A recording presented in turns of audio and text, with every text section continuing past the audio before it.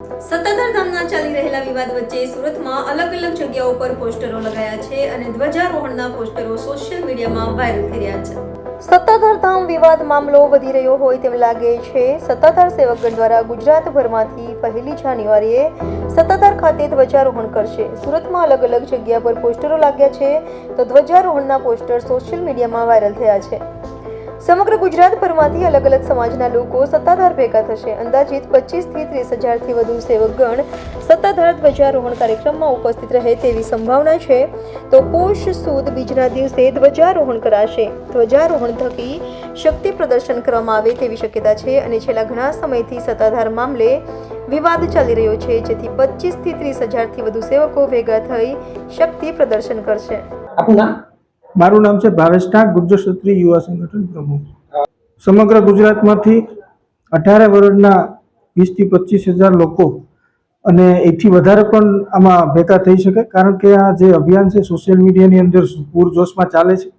સત્તાધારની સાથે સંકળાયેલા જે 18 વર્ષના જે ભાવિક ભક્તો છે એ આ કાર્યક્રમની અંદર જોડાશે અને આ ધ્વજારોહણનો કાર્યક્રમ આવનારા સમયની અંદર બધાને યાદ રહેશે એવી મને ખાતરી છે. કારણ કે દર વર્ષે અને દર મહિને જે બીજના પ્રોગ્રામો થાય છે સત્તાધારની અંદર, એના કરતાં વિશેષ પ્રોગ્રામ છે. અને સત્તાધારનો જે વિવાદ ચાલે છે, વિવાદની વચ્ચે જે આ કાર્યક્રમ કરીએ છીએ, જે અમુક લોકો જે મીડિયાના માધ્યમથી જે શક્તિ પ્રદર્શનનું નામ આપે છે, આ શક્તિ પ્રદર્શન નથી. સનાતન ધર્મને સત્તાધાર ઉપર જે આક્ષેપો થયા છે એ આક્ષેપો ન થવા જોઈએ અને આની પાછળ જે કાંઈ લોકો છે એની માટે કાર્યવાહી કરવા માટે તો અમે કલેક્ટર મારફતે મુખ્યમંત્રીને અને ગઈકાલે ગૃહમંત્રીને પણ અમે ફરિયાદો આપી છે. તો આક્ષેપો ન થવા જોઈએ એના માટે આ સત્તાધારના સેવકગણ જે છે એ ક્યાંય ને ક્યાંય રોષની લાગણી અનુભવે છે. તો તમામ લોકો સત્તાધાર ખાતે 1/1/2025 લોકો હજારોની સંખ્યામાં જોડાવાના છે. આ અભિયાન છે સનાતન ધર્મને બચાવવા, સત્તાધાર ધામને બચાવવા, જે પડદા પાછળના ખેલાડીઓ છે એને બહાર લાવવા માટેનું.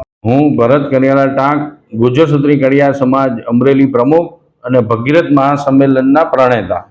આજે છેલ્લા 6 મહિનાથી સોશિયલ મીડિયા અને ઇલેક્ટ્રોનિક મીડિયાના માધ્યમથી જે અમારા ગુરુદેવ પરમ પૂજ્ય વંદનીય વિજય બાપુ સામે આક્ષેપ, એમના પૂર્વાશ્રમના ભાઈ નીતિનભાઈ ચાવડા અને એક પત્રકાર એવા વસંતભાઈ ચાવડા જે આક્ષેપો લગાવી રહ્યા છે, તો અમારું આસ્થાનું કેન્દ્ર સત્તાધાર ધામના તમામ સત્તાધાર સેવકગણને જ્યારે લાગણી દુભાઈ હોય તો ઇતિહાસની અંદર આ પહેલી વખત સત્તાધાર સેવક ગણ દ્વારા, આમ તો દર મહિને બીજના કાર્યક્રમો ધ્વજારોહણનો કાર્યક્રમ થતો હોય છે, પણ આ વખતે સત્તાધાર સેવક ગણે નક્કી કર્યું કે બહોળી સંખ્યામાં આપણે સત્તાધાર ધામ પહોંચી અને આપણી સનાતની ગાદીને આપણે ટેકો આપી અને બહોળી સંખ્યામાં આમાં જોડાય. આ કોઈ સંમેલન નથી, આ કોઈ શક્તિ પ્રદર્શન નથી, આ એક ફક્ત ને ફક્ત આસ્થાના કેન્દ્ર સાથે જોડાયેલા તમામ લોકો દ્વારા આ ભક્તિ દર્શન કરવા માટેનો કાર્યક્રમ છે.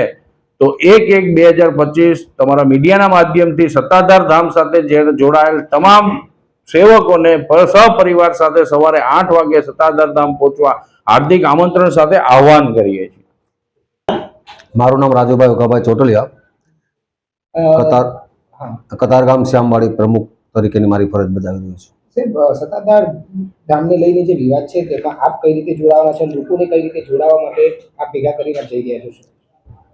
સત્તાધાર ધામની અંદર આ બીજના દિવસે ધ્વજારોહણનો જે કાર્યક્રમ છે એમાં અમારા સમાજના વિવિધ જે મંડળો છે એમને અમે માહિતી પહોંચાડી છે કે આપણે આ ધ્વજારોહણની અંદર બહોળી સંખ્યાની અંદર આપણે હાજરી આપીએ.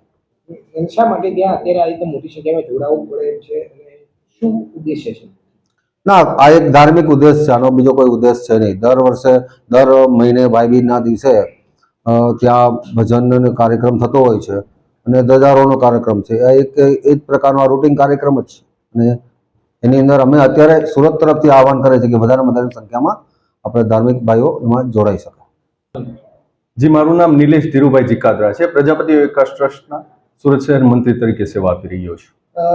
ભાઈ, આપણે કહેજો સત્તાધાર ધામને લઈને અત્યારે લોકોમાં રોષ છે, જે રીતે વિવાદ થયો છે તેને લઈને તેની સામે હવે તેની સામે એક અભિયાન છેડાઈ રહ્યું છે અને ત્યાં જવા માટેની વાત છે. શું છે? જી, આપ સૌ જાણીએ છીએ તે રીતે કે એક સસ્તી પ્રસિદ્ધિ મેળવવાના હેતુથી કોઈ પણ પાયા વિહોણા, કોઈ પણ પ્રૂફ વિહોણા એક આરોપો જે સત્તાધારના સંતો મહંતો પર લાગી રહ્યા છે, ખરેખર એ માનવ જગત માટે શરમજનક કહી શકાય.